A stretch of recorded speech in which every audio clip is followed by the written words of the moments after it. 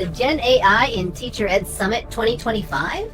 Looks like they are getting together to work out how to use us. We better watch what they are doing then. I'd like to introduce the most fabulous Ellie, who is doing all manner of wonderful things and has a project running as well with Alan, which I'm sure she'll tell you about at the end, if not throughout.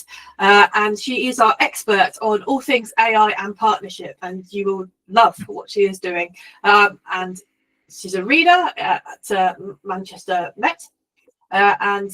Yes, cannot think highly enough of you. Wonderful, wonderful Ellie. Over to you. Oh, thanks, Victoria. Can you see my slides? So thumbs up. Yes, there. Yeah, brilliant. Okay. So I'm based up in Manchester, and the weather here has just turned in the last 5 minutes, and it's got really dark and it's absolutely pouring down. So I'm battling against the rain and sound of the rain. Just to give you a bit of a context, so I'm based up in Manchester at Manchester Met. We've got a really diverse ITE provisions. We've got PGCE, secondary PGCE, primary, got a huge range of subjects, and then we've also got undergraduate ITE as well. So when we're talking about working with partnership, it's really diverse in terms of the range of people that we're working with. And in this session, I just wanted to talk a little bit about the range of starting points that we've got and all the different sort of positions we've got. Sorry, my dog's decided to bark at the rain. I think it's hail. She's not loving it. We're going to be thinking as well about AI and where it fits across the partnership around all of the different schools. And then also we're going to share a bit of a tool that we're in development with, and I'm working with Alan on this, and how that might help some of the challenges that we've got around our different partnerships. So Pip, when she was talking before, she was talking about metaphors for AI. Here is mine, is a buffet, and lots of my colleagues have seen this many times before. But essentially, we've got lots of people going up to the AI buffet. Some people are selecting shiny tools. I think today has been one of the most sophisticated, I would say, AI events that I've been to, where actually there's not been, this is a shiny tool and this is how it works. There's actually been that real thought in terms of how are we actually using AI to develop ITA and develop our students. What I'd also say about the buffet is people are going up and picking different things. So we might be picking one thing as educators working in the ITE field, but actually the student teachers themselves might be choosing different things off the buffet. And that, again, might be different to what the schools are choosing, but also different to what pupils themselves are actually choosing and using. And I think for us, it's really important for us to think about the different starting points of the students. This is a higher education survey done last February, so almost a year ago now, and I think these things go out of date really, really quickly. But what was emerging here was a digital divide in AI use. So this is a new digital divide that we perhaps haven't thought about in this way before. So basically, if we're thinking about some of our undergraduate primary students who were just sort of 18, 19, we have a high number of female students, many of whom are commuter students living in Greater Manchester, might have come from a vocational education background rather than their A-levels. Some of them have been to quite disadvantaged schools. So they might have a really different experience compared to some of our PGC computing secondary students. So we've got a real different context. And then also thinking about across the university, we've got a position within the university as well, and our university is huge. So there's a real kind of variation. And universities are struggling, I think, to find the right starting points for some of the students, and some universities have kind of got this kind of one size fits all starting point around AI, and actually we need to think really carefully about those different set experiences that the students have got. At the same time, we work with a huge number of schools. So we work with about 1,000 schools across any academic year. And all of those are at different starting points. Again, this will probably be out of date now, this report, but it's a really interesting one carried out by the Sutton Trust. thinking about teachers that have used AI, but some teachers who have never used AI. And also we've got independent schools, and it also goes into a bit more detail around schools with an outstanding Ofsted grade and things like that, where they are more likely to actually have somebody looking after AI within their institution. They're more likely to have had staff training. So we've got a real breadth of experience and starting points for our schools as well, across our partnership. Now, I feel really privileged today to have followed such wonderful speakers, and I'm going to be able to draw on lots of different things that different people have said. And right back at the start of the event, Miles signposted these materials, which I think are really important in terms of where schools are looking at their implementation of AI use, and how they can do that. And schools are at different points with this. If you've not looked at them, I think they're also really useful from an ITE provider stance as well, to think about how we are introducing AI and using that with our own students. And there are different messages across all rafts of different information, and we know that it's coming out in huge swathes at the moment, but there are different kind of senses of urgency around the use of AI. And it was interesting what Pip said around UNESCO actually changing their stance on some of this and some of the pace. I love this quote that's in those materials actually from Rose Lukin about learn fast but act more slowly, and that actually we need to be really reflective in terms of thinking about how we're using AI, to make sure that it's actually being used in the way that we want it to be, and that it's actually being used strategically. At the same time, in the same materials, there's this that says actually ChatGPT saves you loads of time, and actually, get on board. And there was a report just today, wasn't there, about the happiness of teachers and satisfaction within their world. So this sits in the materials, and it's really difficult, I think, for schools at the moment to navigate some of this space, especially when they've got so many other things going on at the moment, including the updated inspection framework and the curriculum review. But there are also papers now that are starting to reveal some research around generative AI and how it's used with teachers that actually takes a bit more of a sophisticated analysis. It's not just saying how much time does it take, it's moving away from that and thinking about it. I really like this paper, which is based on some work in Australia and Sweden, where they were talking to teachers about their use of generative AI, but actually teachers were reporting in some cases it was taking more time, because once they got their outputs, they then needed to rewrite it or rework it. They needed to make it more suitable to the children that they got in front of them. And actually, when you read some of the stories in this paper, it's essentially what we are supporting our students to do in the ITE space, to be more sophisticated, to be more reflective, to actually adapt teaching. So it's really interesting that they're finding that they need to go back and use their expertise to improve the output. Whereas actually we've got some students who are using that output to perhaps bypass some of that work. And it's really interesting that leading on from sort of Pip's presentation around actually it's really important that our students learn that actual process of learning alongside, or perhaps even before, they're using that AI to support themselves. So it's a real mixed space for schools at the moment. This is a section from the leaders, those materials, the DFE materials for leaders in developing their AI.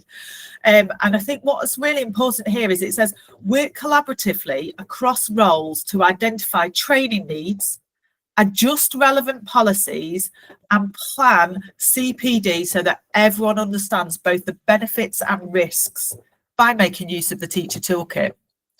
And this is what we're hoping that schools are doing, and schools are at different points with it. And this is the same across our whole partnership. So we've got some of our partners, our ITE partners, who are really quite far along with this. They've got a policy, they've got a strategy, they've got some tools that they are already using in schools. And then we've got some others where there is a blanket sort of ban at the moment for staff using AI in their schools. And then we've got everything in between. And really interestingly as well, it's not a smooth trajectory. So one of our partners, a large post-16 provider, they have just stopped some of their AI development because they realised that their filtering wasn't actually keeping up with some of the dynamic outputs that they were getting through their AI. So they've actually realised that they weren't maintaining the safeguarding in the way that they wanted to. So they've actually paused some of that. So what we've started to do is to look at some of the AI policies that are out there across our partnership. So these are freely available. I've anonymised them, but these are freely available on school websites, and they give a really different story. And you can do this as well with your own partners in terms of exploring with them what their actual AI policy is. What's interesting for me is thinking about who is responsible for what. So if we are putting our student teachers into a partnership placement, is it sitting with the mentors? Is it sitting with the student teachers? Is it sitting with us? And what's the position within the school? So this is a first example that we've got here around staff remain professionally responsible and accountable for the quality and content of any output generated by AI, however it was generated or used. But also says staff have got a responsibility to identify the training and development needs to ensure they adhere to this policy. And I think this one's a really tricky one to navigate as a teacher, that you've got to know what you don't know, which is quite tricky. They've also got a bit here around assessment, and they align the using AI for assessment as peer assessment, which I think is quite an interesting stance in itself. But again, it comes back to staff responsibility. It's important that teaching staff play an integral role in the process and continue to monitor the feedback that's provided. So for our student teachers navigating that space, do they understand the notion of peer feedback? Do they understand the notion of checking how feedback is used? So it's really useful for us to think about what is it that they need to know to navigate that. This is another example. This policy is really interesting because it's written to students and to staff. And when it's students, it's pupils in their school. So it says here, students, and this means pupils, are responsible for their own learning and must understand that AI tools should enhance their skills rather than replace them. Now, we know for university students, that's really quite a challenge for some of them to be able to navigate. But this school are expecting that pupils are able to do that. But then again, it comes back to that teacher responsibility. Okay, if students are unsure on whether they breach the rules, they need to speak to their teachers. This is in the same policy, and this is around sensitive data and privacy. But the way that this policy concludes is that there's disciplinary action. And that's for pupils, but it also is written for staff as well. So there's a real kind of severe consequences outlined in this policy for if you breach it. This is taken from a primary school. So again, it's saying the ultimate responsibility of the educational process, that's all aspects of it, remains with the teachers. But what they've also got is a designated school leader overseeing AI implementation. Now, if you know the size of some of these primary schools and also how overworked some of the school leaders within primary schools are already, this is now landing on somebody who's already got a raft of responsibilities, but now they're responsible for guiding and supervising all aspects of AI adoption. So it's thinking, where is that burden sitting within that school and who's responsible for it? It tends, but not always, to be the person who's responsible for computing as well, which I think is a discussion in itself. Now, if you remember the Sutton Trust report before, it said that AI in independent schools was perhaps a little bit further on. This is an example from one of the independent schools that we work with. Each teacher will, at their discretion, be able to permit or deny the use of AI tools during lessons and for homework. So all the responsibility there is sitting with the teachers. But it also says that any tools a user wishes to make use of will be used in accordance with the policy and the terms and conditions set out by the provider of the tool. So we've got lots of people using lots of different tools, but do they know what the terms and conditions of those tools are? Do we all know the T's and C's for ChatGPT? This one is from a university. Okay, I couldn't possibly say whether it was my university or not. But essentially, this middle paragraph says, in education, teaching staff and students can use Copilot Chat to support learning and teaching, such as generating study materials, lesson plans, or assisting with writing tasks. Okay, that's not specific to the School of Education, that's across the whole university. That middle section there makes me twitch somewhat, I can say. And then again, there's similarly things about data leakage, copyright issues, and confidentiality. So what we've done within our school is we've tried to develop a policy that is all encompassing across our partnership, and it's being developed, it's ongoing in terms of conversations that we're having. But what we've done is put some of the responsibility on mentors. Again, this is something that we need to explore, but a lot of it is around actually, when is it appropriate for the student to be using AI? And actually, those mentors have still got the same understanding that they had pre-generative AI in terms of developing student teachers and how they understand the processes of teaching and learning within their placement. And I think it's really important that we maintain some of that autonomy and the agency of our mentors there, and trust their professional judgment. And what I can say that we've had examples of within the last couple of years is some of our weaker students have become over-reliant on generative AI to perhaps create some of their teaching materials, even to give them some of the subject knowledge as part of their lesson development. But actually, the mentors know when they need to, when that has happened, and when they actually need that additional support to be able to go back and return to kind of the basics, really. So these are kind of some key questions that I think it's really important for all of our ITE sort of providers to think about. Is where is that burden of responsibility? Is it sitting with universities? Is it sitting with the students themselves? Is it sitting with mentors? And how do we sort of share that responsibility as well across? So understanding what AI is and how it works. So coming right back to what Miles was talking about at the start of the session, but actually, where do we find that space within our busy curriculum to make sure that students have got that foundational knowledge that they need? And particularly, I think there's going to be the current cohorts, and over the next few years, these are the cohorts that are going to have the biggest gaps, because as it becomes more prevalent and taught better in schools, they will come with some of that foundational knowledge, but at the moment they're not arriving with that. And also they've got really different starting points. Identifying training needs across staff within universities, across staff within schools, but also for the ITE students. Deciding when it's appropriate, selecting the tools, and I'm going to come back onto that in a short while.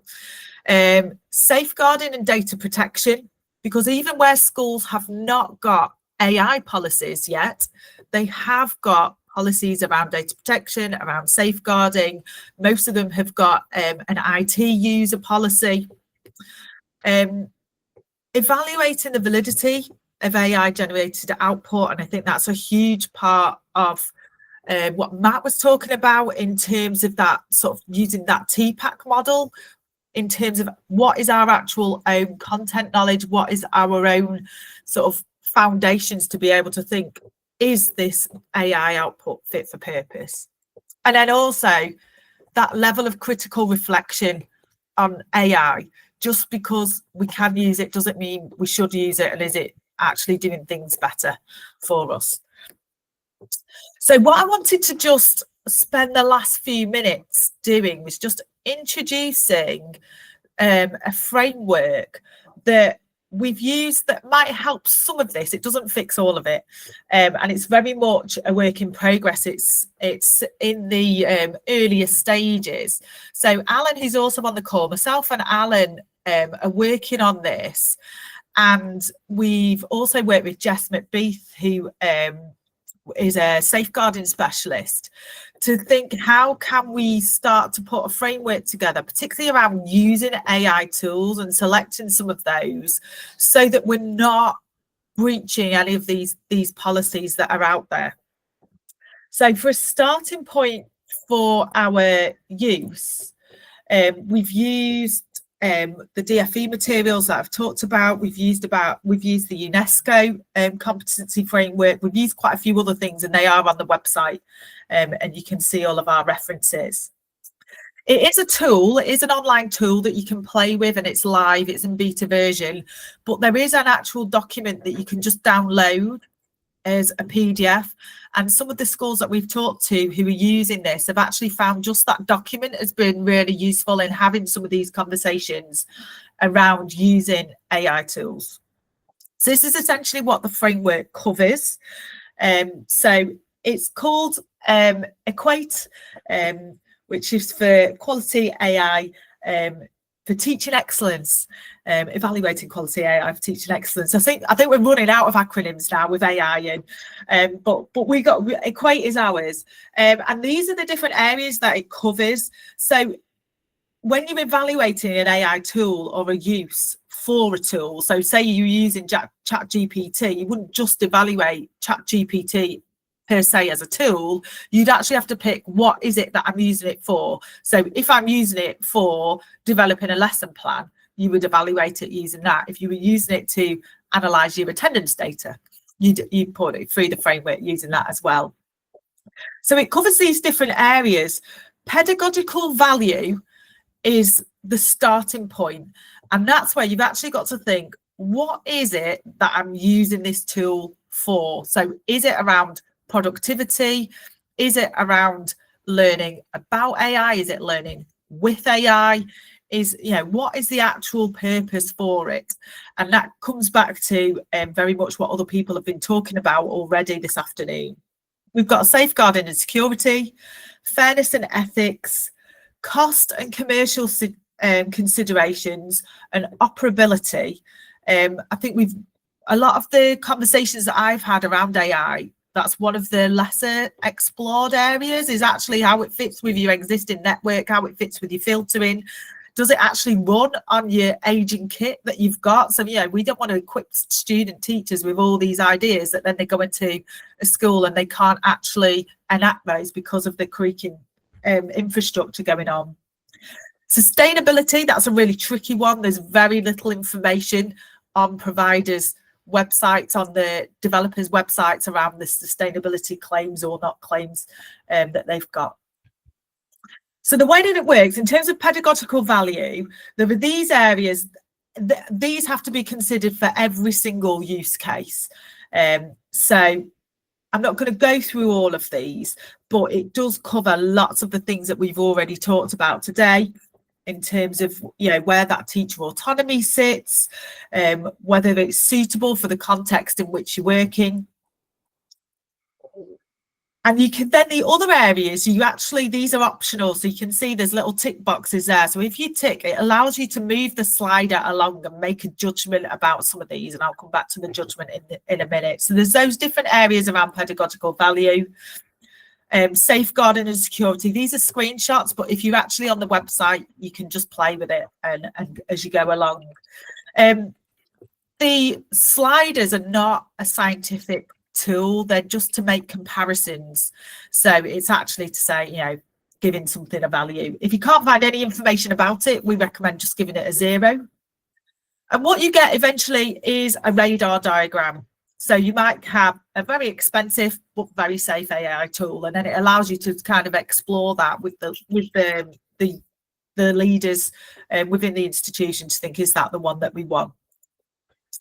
So some of the challenges we've got at the moment, some of the websites, in fact, a lot of the websites of the developers don't provide all of the information. that we need to be able to make some of these informed decisions. So actually trying to find information in some of these black box closed systems around where is the data going, where's it stored, how's it being used. Some of those are really, really tricky. And so we know that the framework in some ways is asking educators to answer questions that it's almost impossible to answer. We've also found with some educators that they just want a pre-populated list. So they don't want this pain that we're suggesting where you actually go through and explore the use and think about it. So they almost want a database that's a white list of tools where these are already evaluated. And I know there is work going on around looking at evaluating tools. And there is a model in Australia where there are white lists of EdTech tools, and they've actually now have added AI into those. Also, it's a real challenge around keeping it up to date. So as you know, things are updated and being published regularly, and this is a labour of love for us at the moment. We've not got sort of time or money to be doing this, so it's kind of done mainly in Alan's spare time, I'll be honest, but there is a bit of a labour of love in trying to update it. So in terms of next steps, Equate is out there. It's available for everybody to use and have a play with it. We are hoping to do a full pilot starting in sort of January, February time, and there will be an invite to anyone who's signed up to the newsletter through the Equate site to join that pilot if they want to. And we're going to do some focus groups as well to talk through not just the Equate tool itself, but the kind of the knowledge that around using it. So actually, do you have the training that you need to be able to answer some of these questions? We're also trying to talk with developers. Some of the smaller developers I think will talk to us around the tool and how they might be able to support the answering of some of these tools. And then what we're doing particularly from an institutional level is we're really continuing to explore the use of AI across our partnership, because it is really different and it is changing all of the time. And what we need to be really careful about is kind of setting something up in the university space, which then once the student teachers are out on placement themselves, they can't actually enact, or that schools are expecting things of them that they're perhaps not at a stage to be yet. And this burden of responsibility is a term that's kind of emerged while I've been doing this work in terms of looking at policies, looking at this decision making, looking at training, is actually it's come at pace, and where different people are owning it and where they're actually needing to make some really quite difficult decisions, how is that actually being supported? Okay. And I think that's the time, Victoria. I'm going to stop there. But if you've got any questions, myself and Alan are happy to, you can either get in touch with us through the Equate website or through my email address, and we're always happy to talk or do demos or whatever. You've got a question there about Andrew's Trust, who's interested, Ellie and Alan. So do you want to share an email? Yes, fabulous. In the Q&A. I'll put my email address in the chat. Yeah, will you also put your Equate stuff on the Padlet as well for us? Yeah, might be there already. Yeah. I can't remember. Yeah, just put it in. You can put it in the Teen Summit strand, and then people will know where to go. I'll put your slides up there as well, so they can access everything. And also what I've got on the Padlet, which I think is there, but I'll just check. We've got a draft policy for AI use across partnership, which some IT providers might find, some colleagues might find that useful. So that is on the Padlet as well. But I'm happy to talk and discuss that with anyone if they need to. But it is a movable feast. And you can also comment on it as well. There's been some other people that have commented on the policy, so it's really, really useful to co-create this as a sector. Thank you so much, Ellie, for all of your insight there, and Alan too, for all the work that you're doing alongside all your other usual responsibilities that you have. You cannot sleep. Right, okay. Do you think we got away with it? I'm not so sure. Better keep an eye on this lot.